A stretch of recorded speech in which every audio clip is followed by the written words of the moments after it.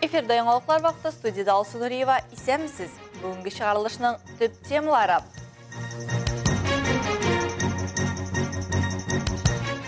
Әлмәттә укучы боз астына төшеп, шак кына үлми кала.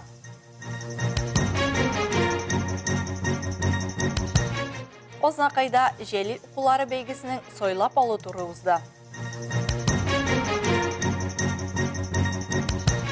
Колабызда үзенчәлекле ярминкә үтте.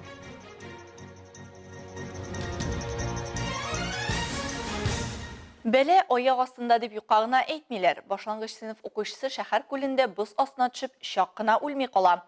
Аңа ярдәмгә Әлмәт автомобиль юллары идарәсе хезмәткәре Руслан Сабаев килә. Бу афәт ничек килеп чыкканын һәм иң мөһиме бала ни хәлдә Ләйсән Галиева белеп кайтты. Халакат менә шул урында була. Икенче сыйныфта укучы малай мәктәптән кайтышлый. Боз белән капланган су өстеннән барганда боз астына кирип тә китә. Бәхеткә, янәшәдә генә ГУАТ хезмәткәре үз эшен башкара торган булган. Руслан Сабаев Әлмәт автомобиль юллары идарәсендә слесарь ремонтчы булып хезмәт итә. Аның төп вазифасы шәһәр пляжы зонасының территориясен карап торуда. Шулай 27 ноябрь көнне төштән соң сәгать 2дә кар килгән арада киемнәрне алмаштырам дип кирип барганда танышым елап тора ди ул. 2 инсульт кичергән ир-ат үзе ярдәм күрсәтә алмаса да баланың боз астына төшкәнен аңлата. Теге пишмакка барып, ул анда бозга тотынып тора иде, ике кулы белән инде. Аркасында рюкзак иде. Мин аны рюкзакның тоткашыннан алдым да, күтәрдем дә, боз өстенә чыгардым да, без аны тиз генә бу бүлмәгә кертеп, шәрәгә чаклы шишендердек тә инде, одеялга төреп, нигә кроватка салдык, аннан соң обогреватель куйдык. 112 номерына шалтыратканнан соң 10 минуттан ашыгыч ярдәм машинасы, МЧС, полиция хезмәткәрләре дә килеп җитә. Бәхеткә барысы да яхшы тәмамланды. Бала шул ук көнне өйгә кайтарылган. Шунсын да әйтеп узыйк, мондый батырлык Сабаевның тормышында беренчеләрдән түгел. Бала чагында ук җәйге каникулларда Руслан Григорьевич үзенең сыйныфташын, шулай ук армия сафларында хезмәт иткәндә дә өлкән хезмәткәрне су батудан коткара. Республикада яшәүче 3 хатын-кыз ана даны медале белән бүләкләнде. Алар арасында Әлмәттән 8 бала анасы Айгөл Сибгатуллина. Шулай ук Ознакай районыннан Фирузә Нурзуллаева һәм Иске Чүпрәле авылыннан Рәзинә Яфизова да медальгә лаек булдылар. Алар гаиләсендә 5 бала. Искәртеп үтәбез, ана даны 1999 елда гамәлгә куелган республика дәрәҗәсендәге бүләк. Медаль алучы хатын-кызларга 1 тапкыр акча да түләнә. Узган атна эчендә Әлмәт перинаталь үзәгендә 25 бала туган, шуларның 6-сы чит шәһәр кешеләре. 654 педиатрны өйгә чакыру теркәлгән, 4066 педиатрга поликлиникаларда кабул итүгә мөрәҗәгать итү булган. Безнең шәһәрдә 50дән артык педиатр эшли. Барлык медицина белгечләре арасында нәкъ менә педиатрия баланың сәламәтлеге сагына беренче булып баса. Прикормы вводили еще? Вводили. С каких прикормов начали? Кабачок, морковь, капуста цветная. Аделина Асылова кечкенә пациентларның физик үсешен генә түгел, психологик үсешен дә күзәтә. Ата-аналарга аны ничек дөрес карарга кирәклеге турында беренче киңәшләр бирә. Бу һөнәр медицина белемнәрен генә түгел, ә балалар белән эшләргә мөмкинлек бирүче махсус психологик күнекмәләрен дә таләп итә ди ул. Радость мне приносит каждый день работать с детьми, узнаешь что-то новое. Даже какой бы грустный и пасмурный день не был, дети всегда его улучшат, развеселят, так сказать. Трудности, пока есть, так сказать, адаптация после учебы, но я совсем справляюсь. Спасибо опять-таки наставникам. Александра Фенина 4 бала анасы һәм ул шәхси тәҗрибәдән табибның профессиональлегенә ышану бик мөһим икәнен белә.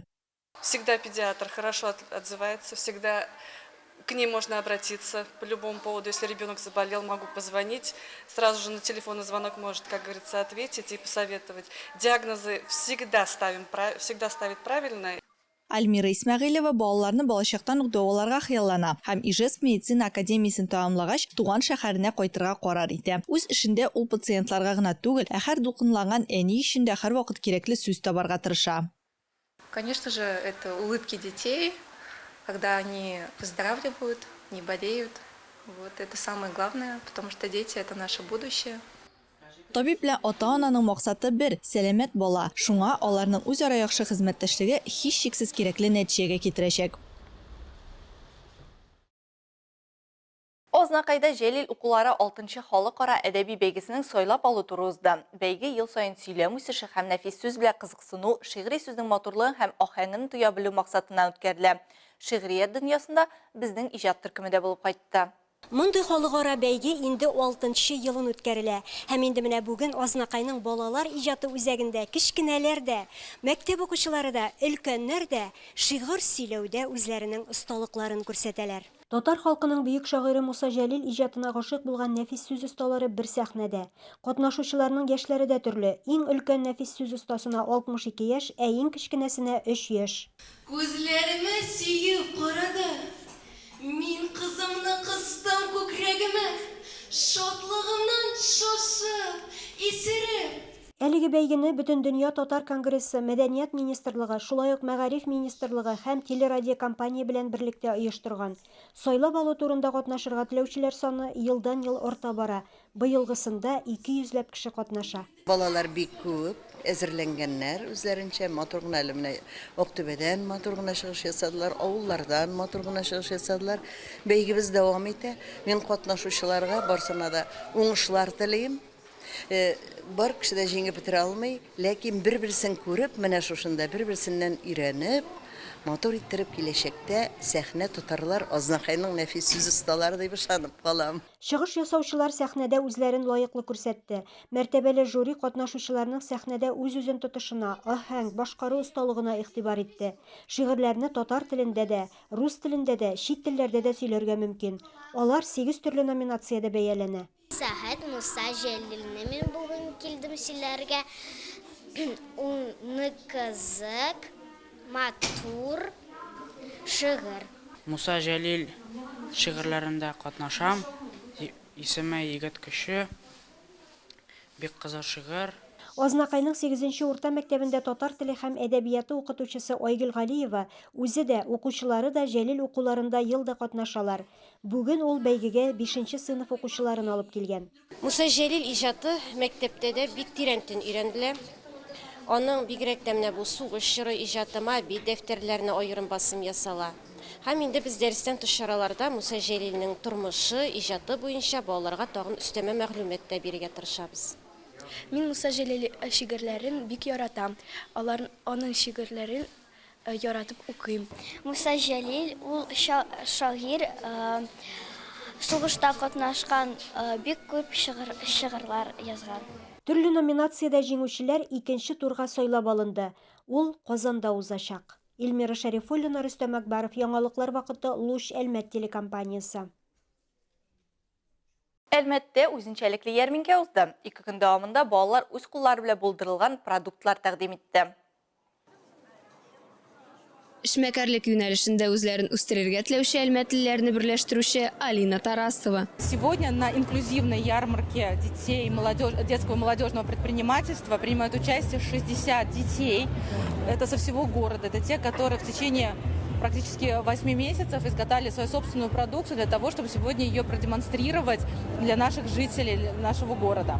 Алина Тарасова ел башында Росмолодежь грантын ота һәм лазер станогы, 3D принтерлар, пресс, катер кебек инновацион җиһазлар ала. Бу эшмәкәр булырга теләүче балаларга үз продукциясын ясарга менә дигән мөмкинлек тудыра. Проектның нәтиҗәсе яшьләр эшмәкәрлегенең 5D шәхес инклюзив ярминкәсе. Когда продаю я сама, это я ощущаю, как другие продавцы в магазинах продают, как это сложно. Когда мы ходим в подростковый клуб «Метеор», мы там изучаем это, и когда рисуем эскиз, и мы его начинаем вырезать на лазерном станке, получается такой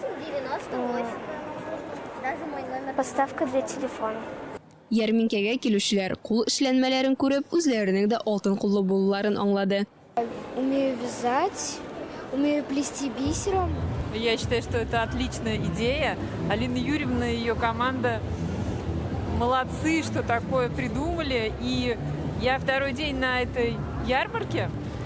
Я вижу, как дети рассказывают о своей продукции, какой у них огонь в глазах. Это очень хорошо, что такие детишки у нас есть в городе. И я думаю, что это не последнее мероприятие. Лина Хасеншина, Вадим Тарасов, Яңалыклар вакыты, Луч, Әлмәт телекомпаниясе. Шушы көннәрдә 16-нчы мәктәптә мөмкинлекләре чикле балалар өчен ГТО фестивале узды. 80-нән артык бала ГТО комплексы нормаларын сынауда катнашты. Сәламәтлек белән бәйле кыенлыкларга карамастан, аларның 50-дән артыгы алтын нормативларын үтәде. Калган катнашучылар үзләренең лаеклы көмеш һәм бронза медальләрен алачак. Әлеге чараны оештыруда һәм үткәрүдә Әлмәт физик культура колледжының мәктәп базасында практика үтүче студентлар ярдәм итте. Иртәгә 29 ноябрьдә иртәнге 8 сәгатьтән эш тәмамланганча Әминов, Гафиятуллин, Бигаш, Зарипов урамындагы кибетләр шелтәре Красноармейка ат спорт мәктәбендә салкын су бирү туктатылачак. Шулай ук Кәләй авылында вакытлыча сусыз калачак. Тулырак адреслар ВКонтакте һәм Telegram каналдагы аккаунтларда күрсәтелгән. Бүгенге чыгарылышта шулар иде. Мин Алсу Нуриева һәм монтаж операторы Динара Гайнетдинова сезнең белән сау булашабыз. Исән сау булыгыз.